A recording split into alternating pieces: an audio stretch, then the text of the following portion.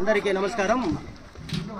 జగన్మాత ఈరోజు అమ్మవారు గంగమ్మ అమ్మవారి జాతర తువ్వూరు మండలం చింతకొండ గ్రామంలో ఇక్కడ మన లైవ్లో చూసే ధర్మకర్త మండలి అంగరంగ వైభవంగా చేయడం జరిగింది. దాదాపు ఇక్కడ వేల మందికి ఇక్కడ భక్తులందరికీ వాళ్ళ అన్నదానం జరిగింది. అన్నదానం అంటే మామూలు అన్నదానం కాదు. మీరు లైవ్లో చూస్తే దాదాపు 100 కేజీల చికెను అంటే మిగతా మటన్తో దగ్గర భక్తులందరూ పెట్టగా ఇంకా చాలా మందికి ఇది దగ్గర ఒక 500 మందికి పైన భోజనాలు మిగిలాయని మన ఈ ధర్మకర్త అంటే అమ్మవారి ధర్మకర్త మండలి మనకు చెప్పడంతో ఇప్పుడే మన శ్రీ వినాయక ఫౌండేషన్ టీం వచ్చి సేకరించడం జరిగింది. ఈ భోజనాలన్నీ మనం చూడి ఆకలితో అల్లాడే పేదలందరికీ ఈరోజు నైట్కు ఎక్కడైనా కానీ అంటే ఈ అమ్మవారి జాతర సందర్భంగా చేసిన భోజనాలన్నీ ఇచ్చి వాళ్ళందరికీ మనం ఆకలి తీరుస్తున్నాము.